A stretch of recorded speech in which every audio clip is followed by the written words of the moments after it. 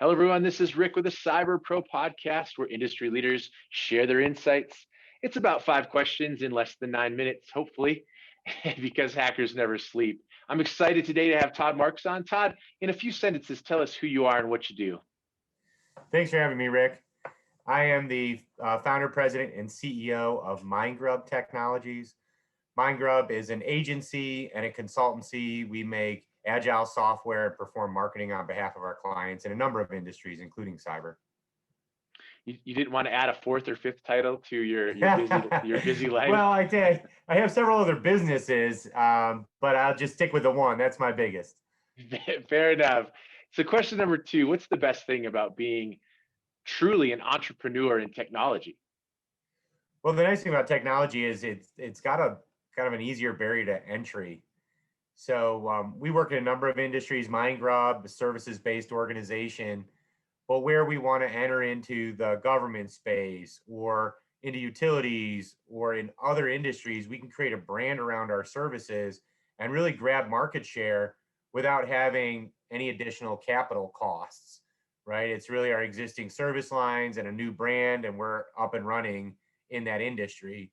Whereas a lot of other industries, you get into manufacturing, there's a lot of capital costs, right? And we just don't have that in tech. So it's a easier business to get into. Why technology other than the barrier? Why was that something you decided to focus on?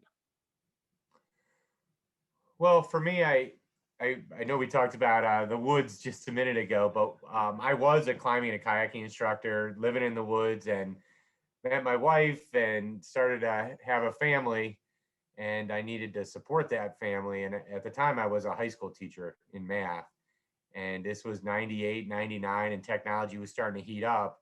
And I thought, I think there's something to that. So in 99 started my first company right at the turn of the century. And now I'm on to my, probably 6 or 7 technology companies since then. So that's the story that I know So our network loves to. feed my kids. That's what got me into it, I think.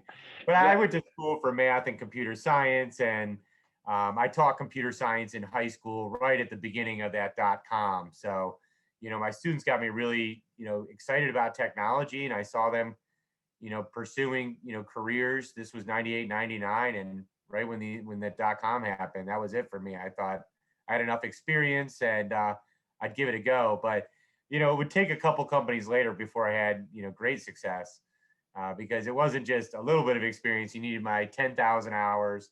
I had the need. I was working in Chicago at the time I started Mindgrub. And ultimately, I really jumped in a disruptive market. We started out making mobile applications, which is what put us on the map. But prior to that, we were doing web application development. So, having the experience, having the need, and then riding the right disruption is when finally the stars aligned for me, and I was able to grow Mindgrub, a now 200-person company all over the nation. nice. And that's the story that I think our network wants to hear, right? Growing that from where you came from to where you are today. And crazy to think about turn of the century, but it is Well, what it's it scary to is, think right? about 2019 too, right? I mean, Right, right. it still feels like we're just continuing that year right now, and there hasn't been 14 months in between the first lockdown. It's Crazy true. times. It's true. So, question number three-ish, what insights do you want to share on how to create award-winning campaigns and or digital solutions for your clients? Yeah, so I'm a prodigious reader, but one of the books I like is A Hard Thing About Hard Things, and I think he paraphrases that it's all about the products, the process, and the people.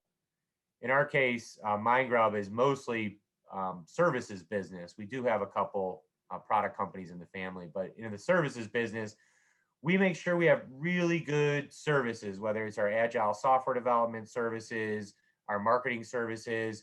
We make sure they are services the market needs. And then it's the process. So we are very process oriented, whether it's marketing automation and setting up your smart lists and driving toward KPIs and results, or it's agile software development and doing the ceremonies and the scrums every day and retrospectives and backlog grooming. Really that adherence to process makes for really good results. And then And then ultimately, I think it should be first, but the people. We've made sure at Mindgrub that we hire the best and brightest. We make sure we picked from amazing clients and we put great teams together. And with the right team, the right process, and ultimately the right product, solution, or service, you get great results. Wonderful. Question number 4, which is a good piggyback off of what you just said about people. What drives you to make people's lives easier? I think I love information exchange. I'm always a student, always a teacher.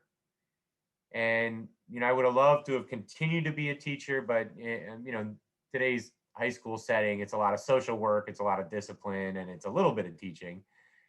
But I just love that information exchange. And when the internet started to take off, I really saw that was that platform, that really good platform for information exchange. So I started a first company with friends focused on online e-learning. And that then moved into doing web application development. Then mobile came out, got into mobile. Now in our emerging tech group, we're into smart city initiatives, augmented virtual reality, Internet of Things. And all of that is essentially to send information around. And then our focus as a business is along that convergence of man and machine. I'm a believer in singularity, and we want to, unlock human potential as humans encounter technology.